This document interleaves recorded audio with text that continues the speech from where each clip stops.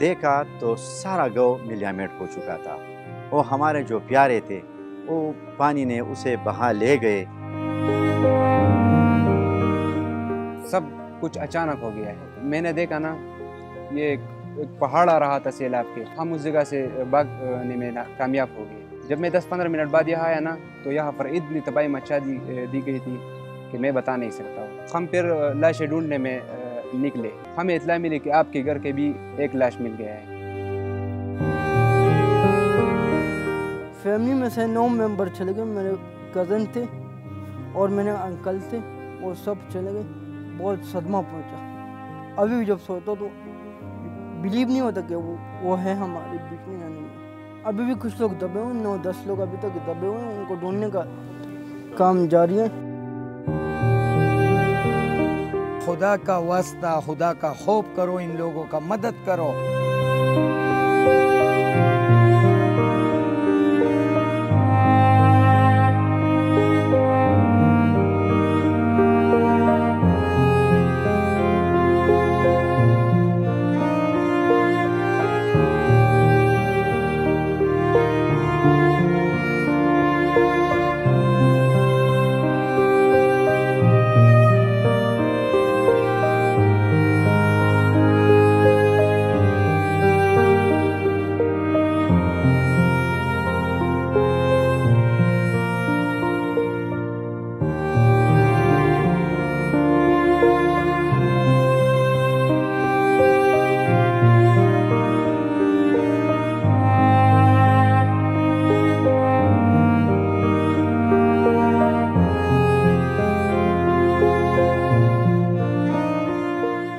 नाज़रीन, ये जो पत्थर हैं ये 15 अगस्त को यहाँ पहुँचे। इससे पहले यहाँ पर एक गांव था जिसको हम बिशोनई कहते हैं, बिशोनई भी कहते हैं, बिशोनी भी कहते हैं। और इसकी मुनासबत यहाँ पर एक साहब करामत दरबार के साथ है जो हाफिज सदीक साहब का दरबार है। इस गांव के 200 घर थे। 15 अगस्त को 9:30-10 बजे इस पहाड़ पर क्लाउड बर्स्ट हुआ है और देखते ही देखते 10 से 15 मिनट में इस गांव को मलियामेट कर दिया है। 200 घरों में से आधे गांव के वासियों को ये मालूम नहीं था कि उन पर क्या क़यामत टूटने वाली है।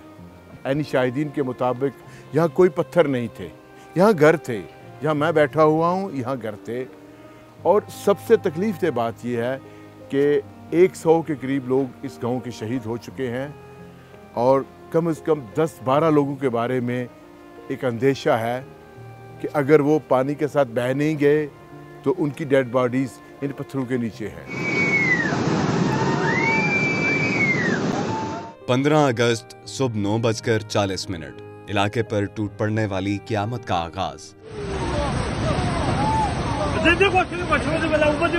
सवात और बुनेर के सरहद पर फैले हुए अल्म पहाड़ी सिलसिले की सबसे ऊंची चोटी पर क्लाउड बर्स्ट के साथ ही आसमानी बिजली के लगातार वार ने चंद ही लम्हों में मिट्टी के पथरीले पहाड़ों को खोद कर रख दिया। आसमानी बिजली के इस खौफनाक वार को मुकामी लोग तंदर कहते हैं। अगरचे आम साइंसदान और माहिरीन मौसमियात इसको क्लाउड बर्स्ट का नाम देते हैं, लेकिन क्लाउड बर्स्ट के साथ जब आसमानी बिजली किसी पहाड़ पर गिरती है तो अगर पहाड़ मिट्टी का हो तो उसके उस हिस्से के परखच्चे उड़ जाते हैं। यही कुछ 15 अगस्त को इलम पहाड़ की उस चोटी के साथ हुआ और लाखों क्यूसेक पानी अपने साथ मिट्टी और सैकड़ों मन वजनी पत्थरों के रेले को ऊंचाई से धकेलते हुआ जिला बुनेर के देहात बिश्नोई, कादिर नगर, मलिकपुर, पीर बाबा, गोकन और कलील कुंड को रोंदता हुआ आगे बढ़ गया। मैं स्कूल में पढ़ाता हूँ, गवर्नमेंट स्कूल में, तो हम अपने कुलीग के साथ स्कूल में बच्चों को पढ़ाते थे और बारिश बरस रहा था। तो उस टाइम गांव से कुछ लड़के, छोटे छोटे लड़के, वो दौड़ते दौड़ते स्कूल आ गए और हमें बता दिया कि बहुत तेज़ रेला आ गया है और हमारे गांव को बहा ले गया है। तो फिर उसके बाद हमने स्कूल को छोड़ा और सीधा गांव की तरफ चल दौड़े। 10-15 मिनट में के अंदर अंदर हम गांव पहुंच गए, लेकिन बहुत तेज़ी के साथ। जब मैं अपने गांव को एंटर हो गया तो जब मैंने देखा तो सारा गांव मिलियामेट हो चुका था। वो हमारे जो प्यारे थे वो पानी ने उसे बहा ले गए, ठीक है।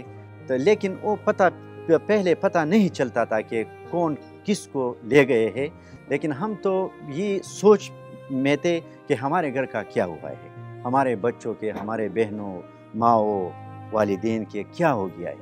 फिर हम आहिस्ता आहिस्ता, क्योंकि वो तो हम नदी के नज़दीक जा भी नहीं सकते थे, तो फिर हम दूर दूर से जो ना नज़ारा कर रहे थे।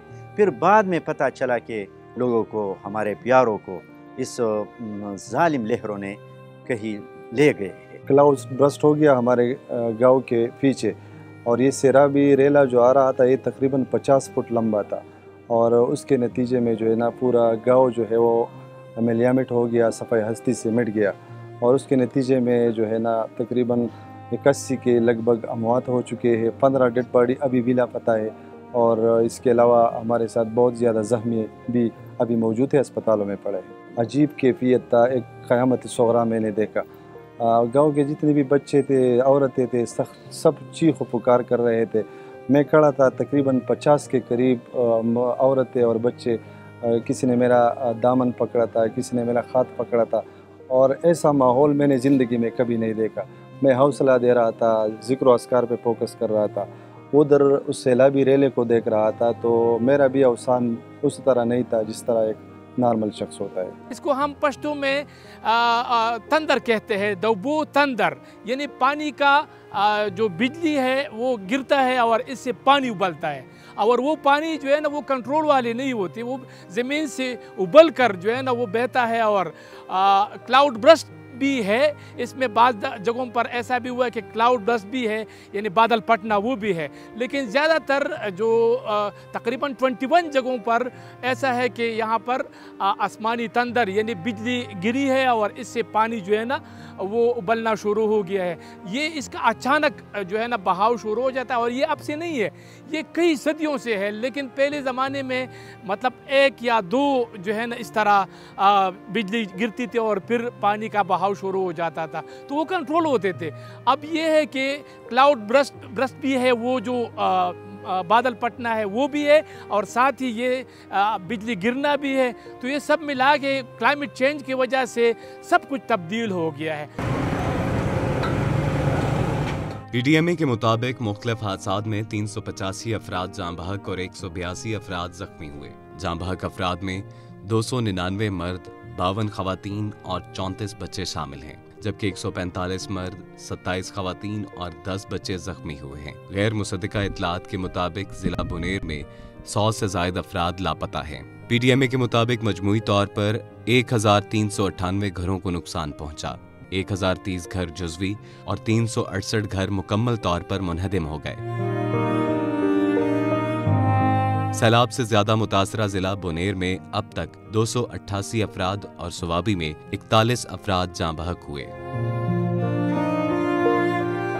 बरसात के मौसम में हम रोजाना मौसमियाती पेशगोइयां सुनते हैं, जिनमें कुछ सच साबित भी होती हैं, लेकिन ये पेशगोइयां इस कदर जनरल नौइयत की होती हैं कि किसी मखसूस इलाके और ख़ास तौर पर पहाड़ी इलाकों के बारे में मौसम के हवाले से जो कुछ बताया जाता है वही मैदानी इलाकों के बारे में भी नशर हो रहा होता है। ऐसा क्यों है? आज से कोई 1.5 साल पहले हमने एक प्रोजेक्ट तैयार हुआ था, जिसके तहत ये प्रपोज हुआ था कि हमें अपने चारों सूबों में GB और AJK में सेपरेट रीजनल फोरकास्टिंग सेंटर्स बनाने चाहिए।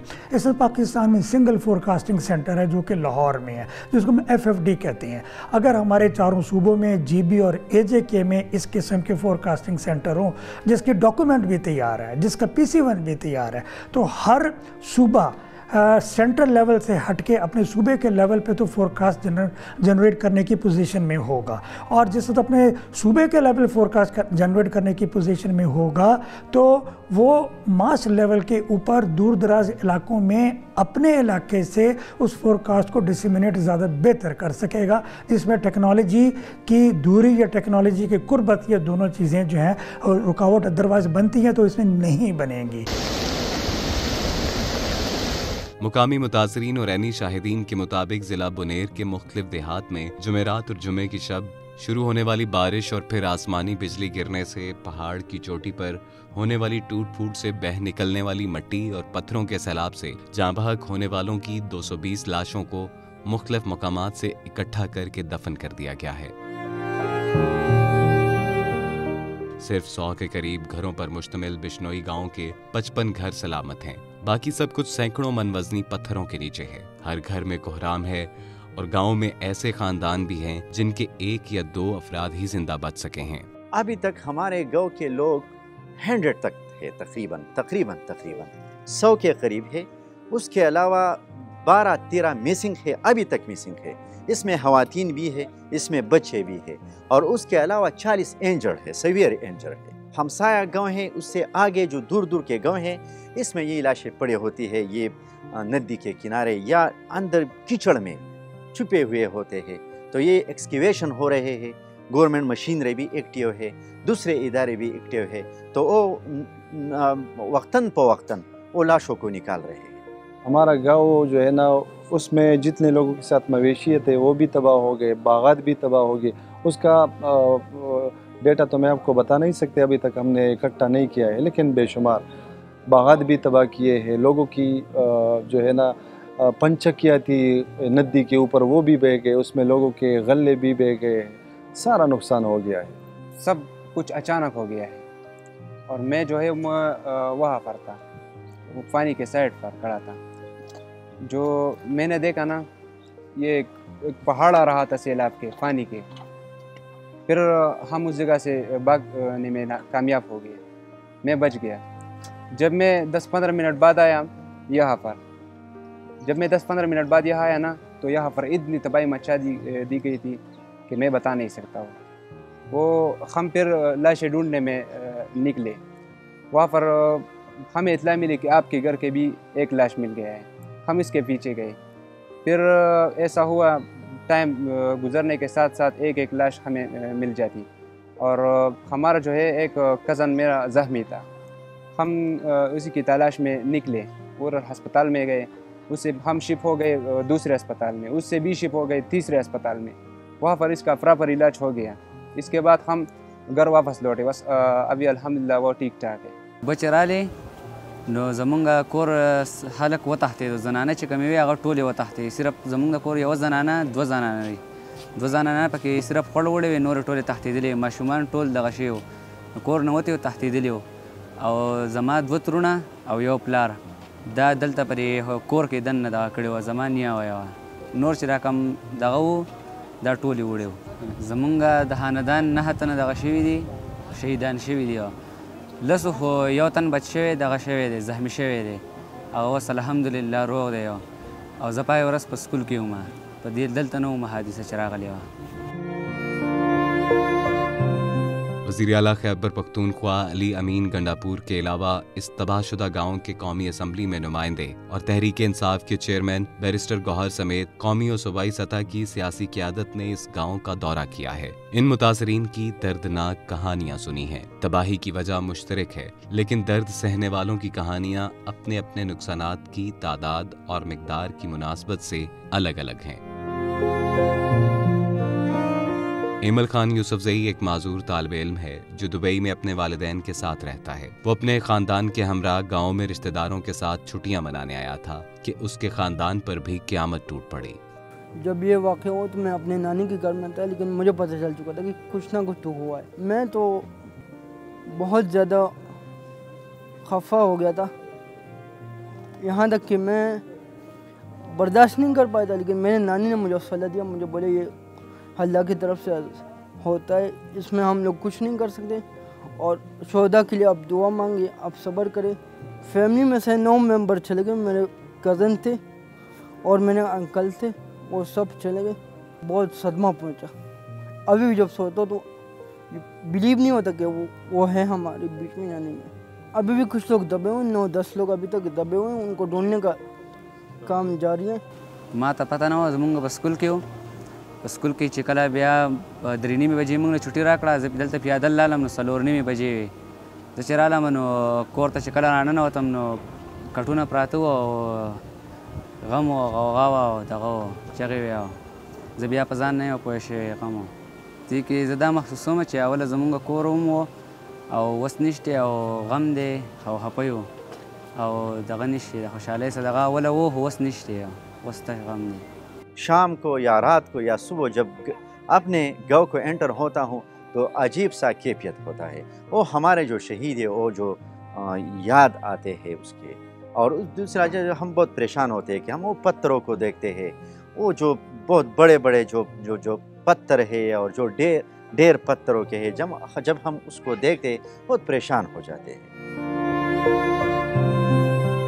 बिश्नोई गांव में अभी तक 87 अफराद की लाशें मिल चुकी हैं और मुकामी लोगों का दावा है कि 12 अफराद भारी पत्थरों के नीचे अभी भी दबे हुए हैं, जिनके जिंदा बच रहने के इम्कानात ना होने के बराबर है। बाज अफराद ये भी कहते हैं कि लापता अफराद की तादाद ज्यादा है। ये जो मेरा पीछे जो आपको दिख रहा है ना, यहाँ पर 4-5 घर थे, वो सारों को ले गए हैं। इसमें तकरीबन 20 लोग वफात पा गए हैं जी। वहाँ पर हमारे जो गांव का पीछा नहीं है, वहाँ पर बहुत सारे घर थे, उसके भी बहुत से लोग दफन भी हो चुके हैं, मौजूद भी है। जब हम खुद इधर पहुंचे रास्ता नहीं था, रास्ते में लाशें पे लाशें मिल रही थी, रास्तों में लाशों के ऊपर लाशें मिल रही थी, क्योंकि सिर्फ इस गांव का मसला नहीं था। इस साइड हमारा कदरनगर साइड है, उसमें भी 90-100 लोग जो है वो सैलाबी रैली में बेच चुके थे, वो लोग भी मिल रहे थे। तो अस्पताल में बेडों के ऊपर जगह नहीं थी, ज़मीनों के ऊपर मुर्दों को हमने डाले, कफन का बंदोबस्त नहीं था। इंतहाई दर्द भरी वाक़या है, इंतहाई सारा बुनेर गम से नडाल पड़ा है आज। जो हमारा अंकल था उसका उम्र 65 ईयर था, फिर जो चचाजाद भाई था उसका एज था 50 ईयर्स, फिर उससे जो छोटा था उसका एज था 28 ईयर्स, फिर जो दूसरे रिश्तेदार थे उसके उम्र 40, 30, 25, 22, जो हमारे कज़न फीमेल कज़न थे उसके उम्र 20 साल, 22 साल, इस एज के जो ना सारे लोग थे। सबसे छोटी उम्र के हमारे भतीजे थे 9 मन के, 1 साल के, 3 साल के, ये तो हमारे भतीजियाँ थे। वो जो पानी ने जालिम लहरों ने बहा ले गए। क्लाउड बर्स्ट और ख़ास तौर पर आसमानी बिजली के तूफान तंदर के बारे में मालूमात सिर्फ इस हद तक हैं कि किसी खास मुकाम पर बादल जमा हो जाएं तो फिजा की दर्जा हरारत और दीगर मौसमियाती अवामिल के जमा हो जाने से बारिश में गैर मामूली इजाफा हो जाता है और फिर थोड़े ही वक्त में सैकड़ों मिलीमीटर बारिश किसी खास मुकाम पर हो जाती है और उस इलाके में तुग़यानी का बाइस बन जाती है। बरसात में मामूल से ज्यादा बारिशें होना कोई अनहोनी बात नहीं, लेकिन इन बारिशों में शिद्दत का बढ़ जाना और दीगर मौसमी कैफियत का एकदम शदीद हो जाना हालात को काबू से बाहर कर देता है।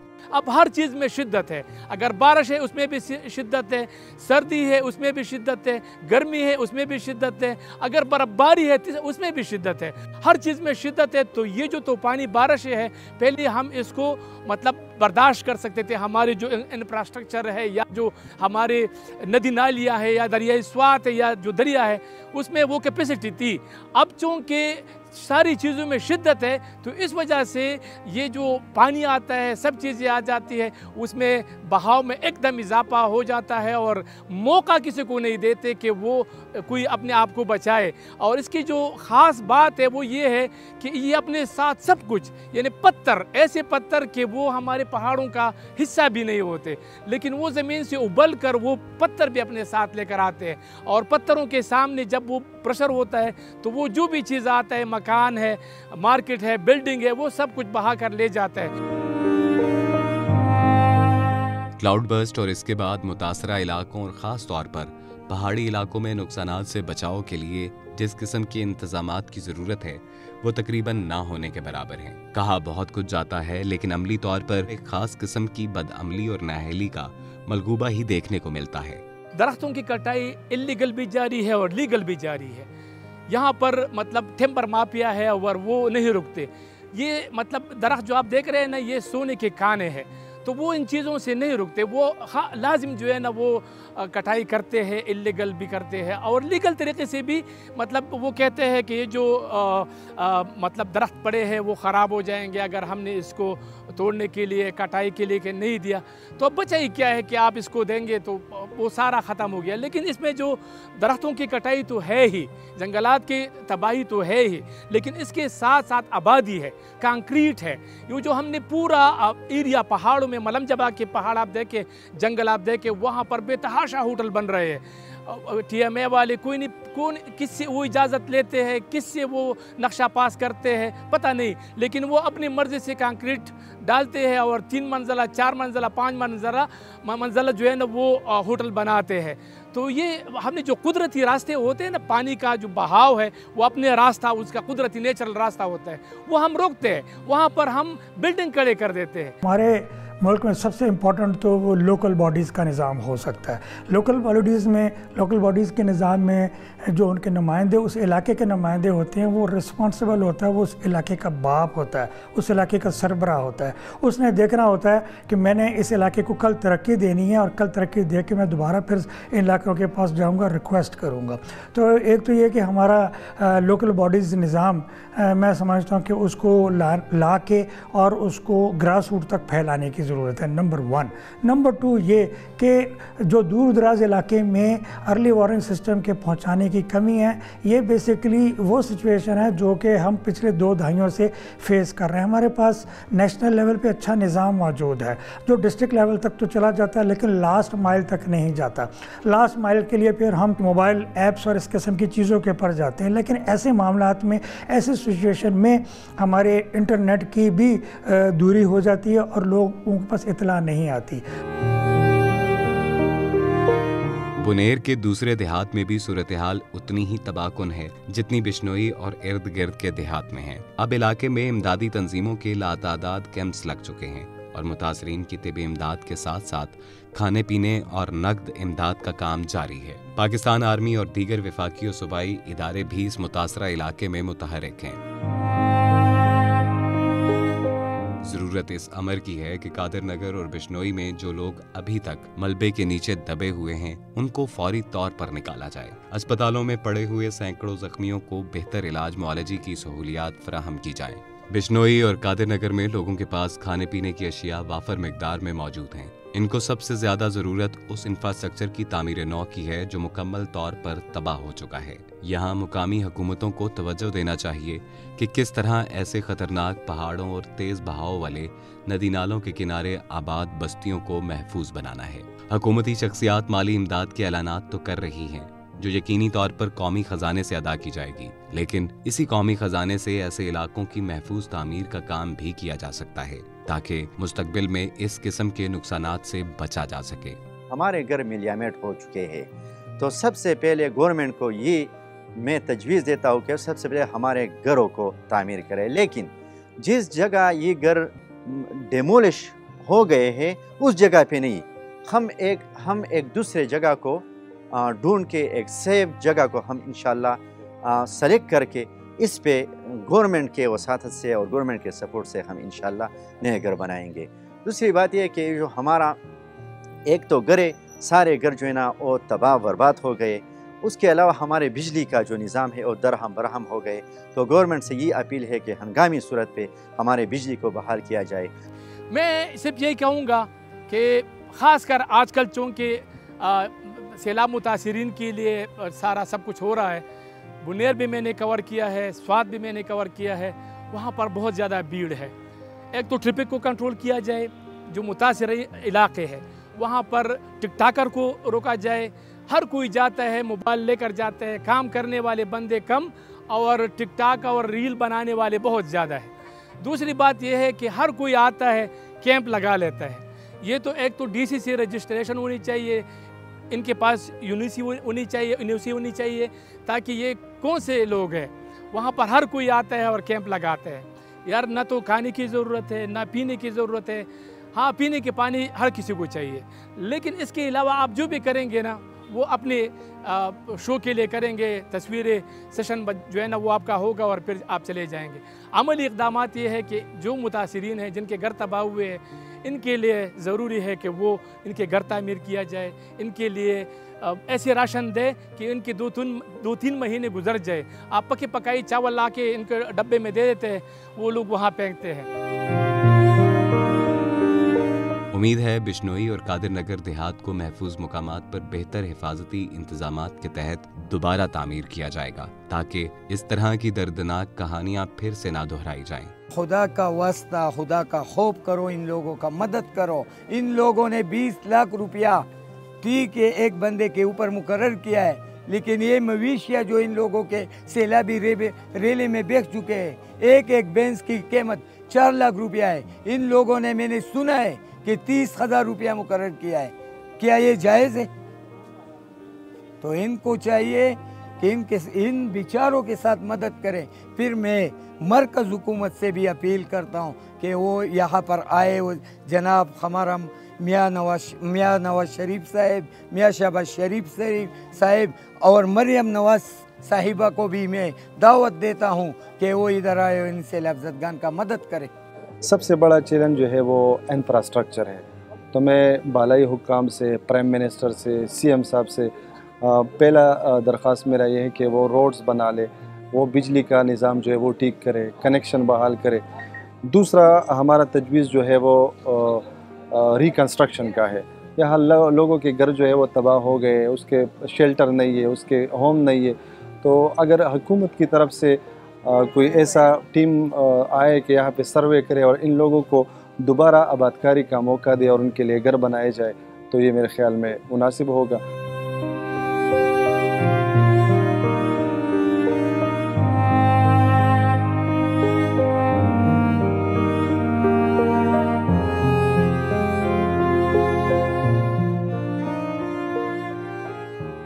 एक 1000 फीट से लेकर 1500 फीट तक दूर मैंने कई मकानात को देखे कि वहाँ पर 10-10 फुट और 5-5 फीट रेत वहाँ अभी भी पड़ी है। जब मैंने नीचे देखा तो सारे घर पानी से भर गया था। बस इतना टाइम नहीं था, बस हम लोगों ने बच्चे जो फैमिली थी हमारे वो निकाल रही थी। मेरे दादी है और मेरी माँ जो है वो रह गई ऊपर। तो फिर हमने दीवारों पे दोबारा सीढ़ी लगाए और उन लोगों को सीढ़ों पे उठाए।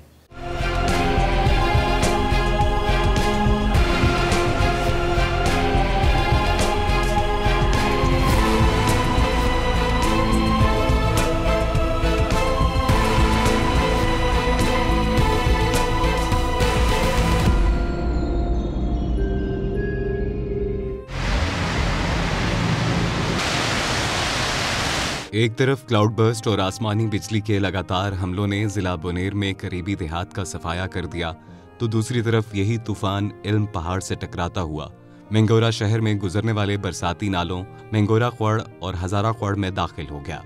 बुनेर पहाड़ की इस जानिब क्लाउड बर्स्ट ने 1 घंटे में 150 मिलीमीटर से ज्यादा बारिश बरसा दी और पानी एक तरफ तूफान की सूरत में दोनों बरसाती नालों में बहने लगा। इल्म पहाड़ से सवात की तरफ जाते हुए मेंगोरा ख्वड़ और हजारा ख्वड़ नामी नालों में पत्थर की बजाय मिट्टी और पानी की मिकदार ज्यादा थी और इनसे फौरी खतरा मेंगोरा शहर के बासियों को था। मेंगोरा ख्वड़ और हजारा ख्वड़ में तुगयानी ने शहर को तलपट कर दिया। सिर्फ 1 घंटे में लाखों क्यूसेक पानी हवा में उछलता हुआ पानी से भरी बाल्टी की सूरत पहाड़ों से आ टकराया। मुकामी माहिरीन का दावा है कि ये क्लाउड बर्स्ट सुबह 8 बजे के करीब हुआ और 1 घंटे में 150 मिलीमीटर से ज्यादा बारिश हुई। मेंगोरा में आप यकीन माने 1000 फीट से लेकर 1500 फीट तक दूर मैंने कई मकानात को देखे कि वहाँ पर 10-10 फुट और 5-5 फीट रेत वहाँ अभी भी पड़ी है। तो पानी जो है ना वो तो ये कुदरती आफात है, इसका मुकाबला जो है ना प्लानिंग के साथ जो है ना वो कम से कम किया जा सकता है। ज़रूरत इस अमर की है कि हम दरख्त लगाए, कंक्रीट जो है ना वो डालना बंद करें, अपने इलाके को नेचुरल अंदाज में छोड़ दे, तभी मतलब ये मुमकिन हो सकेगा। हम इन्वेस्टिगेट्स की टीम जब मेंगोरा शहर पहुंची तो शहर बज़ाहिर पुरसुकून नजर आ रहा था और इसकी रिवायती चहल पहल और सड़कों पर बेतहाशा रश पहले जैसा ही था, लेकिन फिजा में गहरी उदासी फैली हुई थी।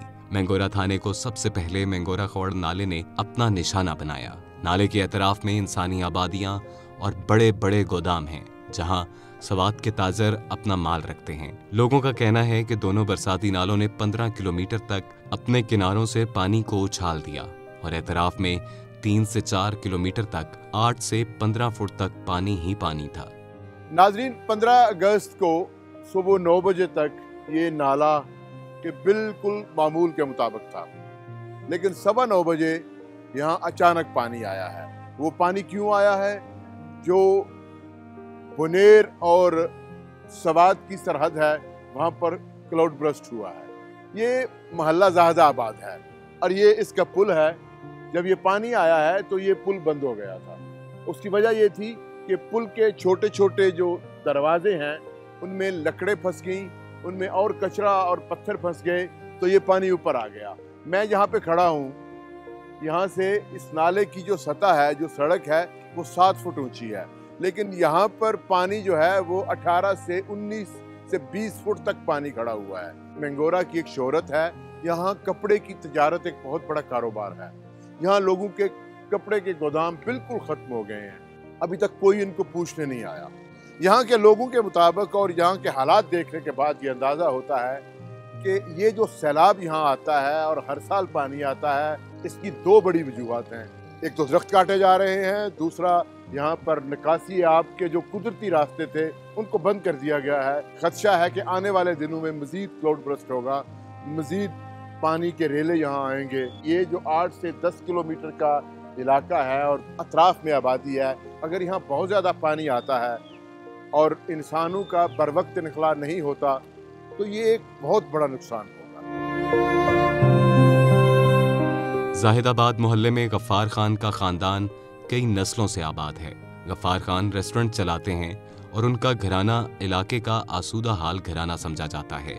15 अगस्त की सुबह उनके 2 मंजिला घर पर क़यामत टूट पड़ी। घर के अंदर 12 फुट तक पानी जमा हो गया और न सिर्फ भरे पूरे घर का तमाम साजो सामान बहाकर साथ ले गया, बल्कि उनके कारोबार के लिए जमाशुदा माल भी पानी में जाया हो गया। सुबह का टाइम था और अचानक पानी आ गई, सब माली की अंदर गई, सब घरें पानी से भर गई और पता भी नहीं लगा, लेकिन बस 5 सेकंड का टाइम था। सारे लोग घरों से निकल गए, कुछ रह गए घर पे। मैं घर पे था, मैं सो रहा था।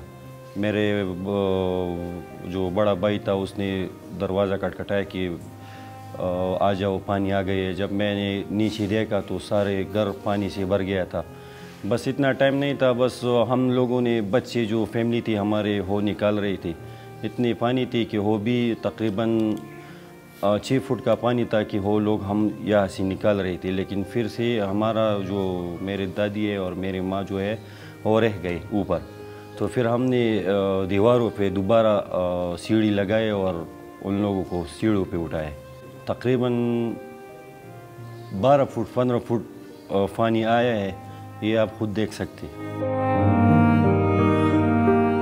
नाले के दूसरे किनारे पर अमीर ज़ेब के कपड़े की बहुत बड़ी दुकान और साथ ही गोदाम भी वाक़ है। इस दुकान के बारे में आम ख्याल यही था कि अगर नाले के पुल के ऊपर से भी पानी गुजर जाए तो भी इस दुकान में नहीं दाखिल हो सकता, लेकिन ये ख्याल भी 15 अगस्त को गलत साबित हुआ और पानी अमीर ज़ेब के लाखों रुपए मालियत के कपड़े को भी मलिया मेट कर गया। हमारे घर के साथ भी सैलाब बह रहा था, पानी पानी था। उसमें जो है ना कपड़े आए, जो टेक्सटाइल बिजनेस के कपड़े दुकानदारों के ना, वो बह के आ रहे हमारे घर से के थोड़ा आगे। तो हमने फ़ोन किया मार्केट में कि भाई अपनी दुकानों के ही कपड़े आ रहे। हमको क्या पता था कि हमारी मार्केट, हमारी बिरादरी, हमारे रिश्तेदारों, हमारी दुकानों की कपड़े होंगे। फ़ोन किया एक हमारे दुकानदार को, 200 के किया, 300 के किया। उसने बोला कि यार वाकई तो हमारे दुकानों पर पानी चढ़ा हुआ है, हमारे दुकानों की कपड़े। उस वजह से हमको पता चला। हम तकरीबन 12 बजे मार्केट में पहुंचे। सैलाब आया हुआ था ना कि लोगों की मईशत को सर उसके काट दिए सर, काट दिए। हमारे सर यहाँ पर ख़ुद की मईशत सर कोई 9-10 भैंसें थी यहाँ पर, तो वो भी बहा के ले गए। या घर में फर्नीचर भी थी वो भी बहा के ले गए। यहाँ पर सर किचन में सामान था वो भी बहा के ले गए सर। जो घरों में पैसे पकड़े पड़े थे अंदर अलमारियों में, जो जेवरात पड़े थे वो भी भाग के ले गए, ख़राब कर दिए इन चीज़ों ने, सारा बर्बाद कर दिया। जो कारोबार के सामान थे उसको भी ख़राब कर दिया, सारी चीज़ों को डैमेज कर दिया। अभी फ़िलहाल इस तरह कोई भी सिचुएशन हमारे पास नहीं है कि हम अपने कारोबार को और अपने घर को जो है ना वो संभाल सकें।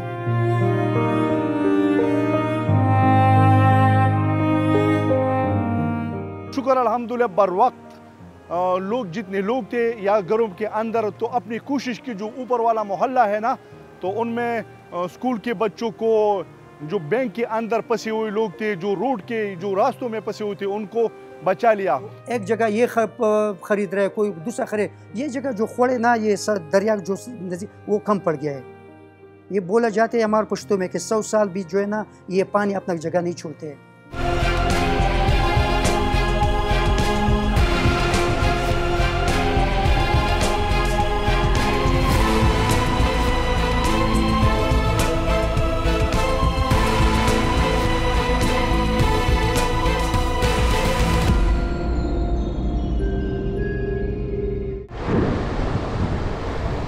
सत्ताईस जून को जब दरियाए सवात में अचानक पानी आ जाने से 18 अफराद डूबकर जाँ बहक हो गए, तो पूरे मुल्क ने देखा कि रजाकार हिलाल खान ने किस तरह अपनी जान पर खेलकर मुसीबत में फंसे हुए लोगों को रेस्क्यू किया। 15 अगस्त को जब इन नालों में बहुत ज्यादा पानी आ गया और शहर का एक हिस्सा मुकम्मल तौर पर पानी में डूब गया, तो एक बार फिर हिलाल खान को आवाज दी गई। हिलाल खान ने 15 अगस्त को मेंगोरा शहर में क्या देखा और किस तरह सैकड़ों लोगों की मदद की। 15 तारीख था सुबह 8:30 बजे मुझे कॉल है कि जो मिंगवरा खोड़ है उसमें पानी के बहाव में इजाफा हो रहा है। तो मैंने फौरन, क्योंकि मुझे उस जो स्वात वाला हादसा हुआ था उसके डर की वजह से अपनी किश्ती गाड़ी में रख के इधर पहुंच गया। जब पहुंच गया तो आधा घंटे तकरीबन 9 बजे पानी बहुत ऊपर आया। इस असना में तकरीबन 15 मिनट में इतना आया कि आहिस्ता आहिस्ता घरों और इलाके में फैल गया। तो शुक्र अल्हम्दुलिल्लाह बर वक्त लोग जितने लोग थे या घरों के अंदर, तो अपनी कोशिश की जो ऊपर वाला मोहल्ला है ना, तो उनमें स्कूल के बच्चों को, जो बैंक के अंदर फंसे हुए लोग थे, जो रोड के जो रास्तों में फंसे हुए थे, उनको बचा लिया।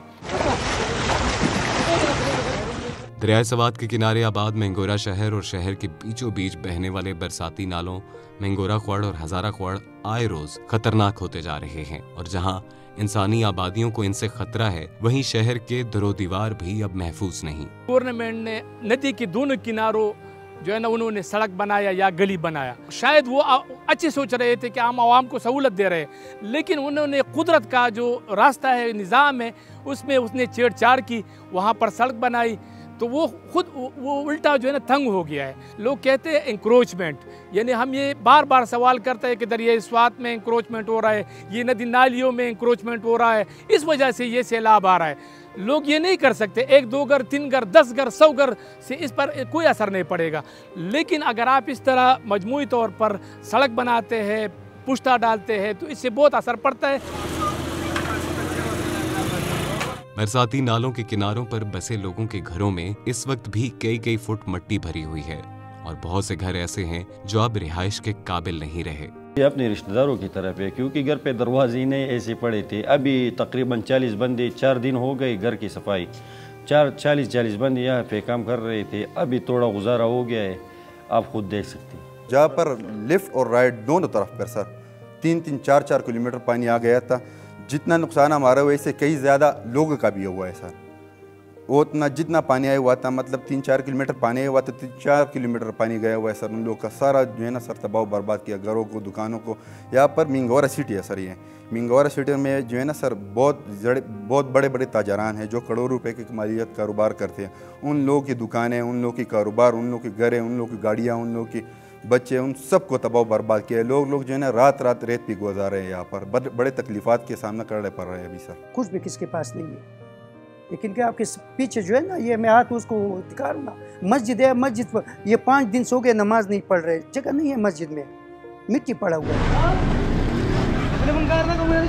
जिला बुनेर के कारोबारी मरकज पीर बाबा में भी 10 से 15 फुट तक पानी और मट्टी के तूफान ने तबाही मचा दी। हजारों दुकानें मुकम्मल तौर पर तबाह हो चुकी हैं और इनमें पड़ा हुआ अरबों रुपए का मालो मता खत्म हो चुका है। लोग अपनी मददात के तहत दुकानों, बाजारों और घरों में से मिट्टी निकाल रहे हैं, जबकि इर्द गिर्द गुजरगाहों और सड़कों पर पहाड़ों से बहकर आने वाले दरख्तों और लकड़ियों के तूफान की बाकियात नजर आती हैं, जिनकी सफाई और रास्तों की बहाली में वक्त लगेगा। ये होगा क्योंकि जंगलात कट गए हैं। एक तो सबसे बड़ी वजह आप देख रही है तजावुजात की है, क्योंकि यह गवर्नमेंट या जो इंतज़ामिया है इनका नाम का कोई चीज़ नहीं है, बस ये सोशल मीडिया तक महदूद है। क्योंकि ये जो आबादियाँ बनी हुई है ये तजावुज़ कर गई है तकरीबन आधा किलोमीटर तक इन लोगों ने तजावुज़ किया है। और ये अभी आप देख रहे हैं ये नदी अभी बढ़ गई है। ये जो पूरा एडमिनिस्ट्रेशन है, म्यूनसिपल कमेटी है, ये इधर ये गंद डालता है। अभी ये देखो गंद घरों से निकल गए, वापस उधर जो नदी है ना उसमें फेंक रही है। तो जब पानी आएगा तो ये किधर जाएगा? घरों में जाएगा। 2022 में यही हाल था, अब 2025 में भी यही हाल है। और ये अगर 1 महीने के बाद आएगा ये फिर यही हाल होगा, अगर 10 साल बाद आएगा तो यही हाल होगा, इससे ज़्यादा नुकसान होएगा। आबादी जो है ना बढ़ गई है ना, मिंगोरा सिटी में जो है ना तकरीबन जो 100% में ना 10-15 घराने जो है इस इलाके के, बाकी जो इर्द गिर्द जो हमारे डिस्ट्रिक्ट है वहाँ से इधर कोई कारोबारी सिटी है ना, ये लोग इधर आकर आबाद हुए कारोबार शुरू किया है। तो एक जगह ये खरीद रहे, कोई दूसरा खरीद, ये जगह जो खोड़े ना ये दरिया जो वो कम पड़ गया है। ये बोला जाता है हमारे पुश्तों में कि 100 साल भी जो है ना ये पानी अपना जगह नहीं छोड़ते हैं।